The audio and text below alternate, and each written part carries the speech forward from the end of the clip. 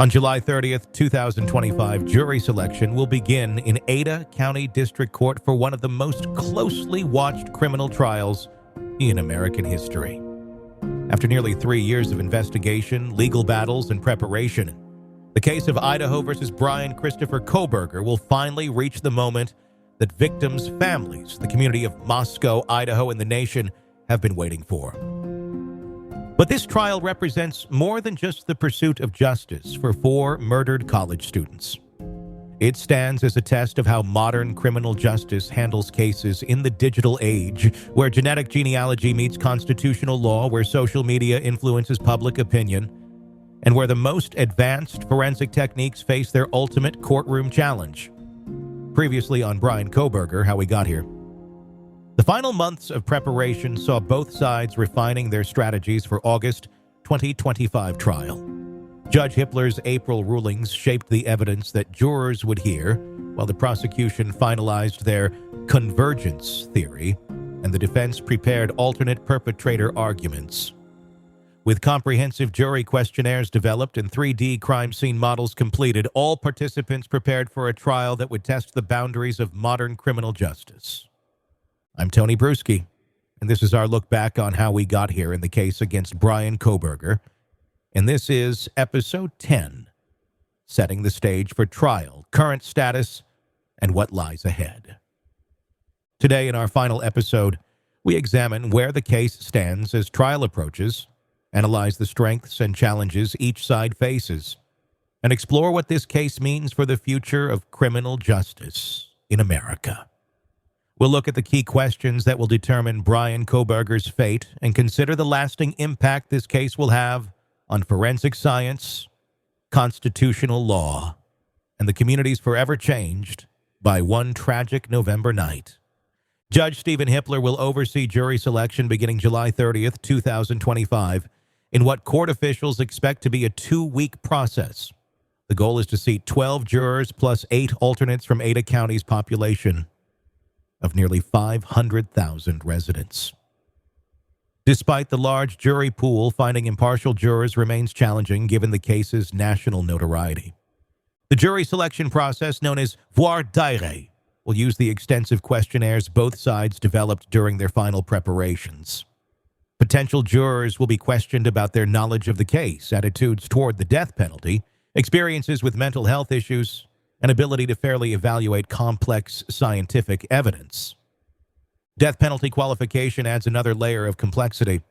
Potential jurors must be willing to consider both life imprisonment and execution as possible sentences.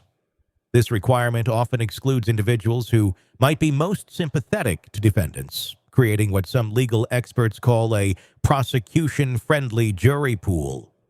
The prosecution enters trial with what many legal observers consider overwhelming evidence. The DNA match between Kohberger and the knife sheath, calculated at 1 in 5.37 octillion odds, provides near mathematical certainty of his presence at the crime scene. Combined with cell phone tower data showing months of surveillance and his phone going silent during the murders, the circumstantial case appears compelling. Prosecutor Bill Thompson's convergence theory strategy acknowledges that individual pieces of evidence might be challenged, but argues that the combination creates an inescapable conclusion. The prosecution will present DNA evidence, digital forensics, surveillance footage, witness testimony, and behavioral evidence as interconnected proof of guilt. The Amazon purchase evidence showing Kohberger bought a K-bar knife, sheath, and sharpener 8 months before the murders provides clear evidence of premeditation. His internet search history after the murders, including queries about the investigation and DNA evidence, supports consciousness of guilt arguments. However, the prosecution faces challenges in presenting complex scientific evidence to lay jurors. They must explain genetic genealogy, cell phone tower analysis, and DNA statistics in ways that are both accurate and comprehensible. Any confusion or skepticism about the science could create reasonable doubt. The defense team, led by Anna Taylor, faces the difficult task of creating reasonable doubt against seemingly overwhelming forensic evidence. Their strategy involves challenging the reliability of the scientific evidence while presenting alternate theories about who committed the murders. The defense's strongest arguments focus on the potential for error or contamination in DNA analysis, the accuracy limitations of cell phone tower data, and their two-perpetrator theory suggesting multiple attackers. They will present expert witnesses to challenge every aspect of the prosecution's scientific evidence. Kohberger's autism spectrum disorder diagnosis provides both opportunities and risks. The defense must educate jurors about autism while avoiding stereotypes that might actually harm their client. Mental health experts will testify about how autism affects behavior and social interaction, potentially explaining some of Kohberger's conduct. The alternate perpetrator strategy requires substantial evidence to meet legal standards. The defense must present more than speculation about other possible killers. They need concrete evidence pointing to specific alternative theories. Their two-perpetrator argument will be supported by crime scene analysis and expert testimony about the logistics of attacking multiple victims. However, the defense faces significant challenges. The DNA evidence is statistically overwhelming, and creating doubt about such strong forensic proof requires convincing jurors that laboratory errors or contamination occurred. The cell phone data showing surveillance behavior is difficult to explain through innocent activities. The trial's outcome will likely depend on several key factors that could influence jury deliberations. The strength of the DNA evidence versus defense challenges to its reliability will be crucial. Jurors must decide whether to trust the statistical certainty or believe defense arguments about potential errors. The cell phone tower data interpretation will be another battlefield. The prosecution argues that Kohberger's surveillance pattern and phone silence during the murders proves guilt. The defense will argue that cell phone data is unreliable and that alternative explanations exist for his presence in the area. Dylan Mortenson's eyewitness testimony provides the only human account of the killer. Her description of a 5'10" male with bushy eyebrows matches Kohberger's appearance, but defense attorneys will likely challenge her ability to make accurate observations under stressful conditions at 4 a.m.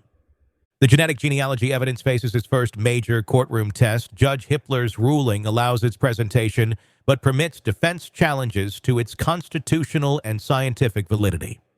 The jury's reception of this novel investigative technique could influence its future use in criminal cases.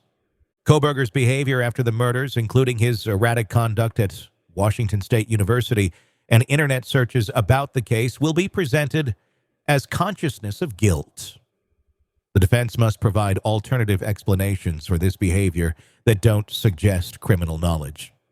The death penalty decision, if Kohberger is convicted, will involve weighing aggravating factors against mitigating evidence. The prosecution will emphasize the multiple victims, heinous nature of the crimes, and threat to public safety. The defense will present Kohberger's autism diagnosis, lack of prior violence, and potential for rehabilitation. This case has already influenced criminal justice in several significant ways. The successful use of genetic genealogy to identify a suspect in real time demonstrates the power of emerging forensic technologies. However, the constitutional challenges raised by the defense have prompted discussions about privacy rights and judicial oversight of new investigative techniques. The case highlights how digital evidence has transformed criminal investigations. Cell phone tower data, internet search histories, and electronic purchases created a digital trail that traditional investigative methods might have missed. This digital forensics approach will likely become standard in major criminal cases. The extensive pretrial publicity and venue change demonstrate ongoing challenges in ensuring fair trials in the social media age. The case's national attention and online discussion created unprecedented challenges for finding impartial jurors, even in Idaho's capital city. The University of Idaho has implemented permanent changes in response to the murders. The crime scene house at 1122 King Road was demolished and replaced with a memorial garden. Enhanced security measures, improved lighting, and expanded counseling services reflect the lasting impact on campus safety protocols. The university established the Vandal Healing Garden as a permanent memorial to Kaylee Gonsalves, Madison Mogan, Ethan Chapin, and Xana Kernadle. Scholarship funds in their names ensure that their memory continues through educational opportunities for future students. Moscow's identity has been forever changed by the events of November 13th, 2022. The small college town that prided itself on safety and community trust now lives with the knowledge that horrific violence can occur anywhere. Enhanced security measures, changed social behaviors, and ongoing trauma counseling reflect the community's permanent transformation. The legal precedents established in this case will influence criminal justice for years to come. Rulings on genetic genealogy, digital privacy rights, death penalty procedures, and pretrial publicity management will be studied and cited in future cases across the country. Law enforcement agencies nationwide are studying the investigative techniques used in this case. The successful integration of traditional detective work with cutting-edge forensic science provides a model for handling complex criminal cases in the digital age. Legal education programs are incorporating this case into their curricula as an example of modern criminal litigation. The intersection of constitutional law, forensic science, and death penalty procedures makes it an ideal case study for understanding contemporary legal challenges. The families of Kaylee Gonsalves, Madison Mogen, Ethan Chapin, and Xana Kernodle have endured nearly 3 years of legal proceedings while grieving the loss of their children. Regardless of the trial's outcome, their lives have been permanently altered by the events of November 13th, 2022. Steve Gonsalves has become a public advocate for victims' rights and criminal justice reform. His outspoken criticism of the investigation's pace and his demands for transparency have influenced public discussion about victim advocacy in high-profile cases. The other families have generally maintained lower public profiles while dealing with the same grief and trauma. Their choice to focus on privacy while pursuing justice reflects the different ways families cope with such devastating losses. All families face the challenge of attending a trial that will force them to relive their worst nightmare in graphic detail. Victim advocates and counseling services will provide support, but the trial process inevitably compounds their trauma while pursuing justice. The trial will likely last several months, with complex scientific evidence, numerous expert witnesses, and extensive examination of digital and physical evidence.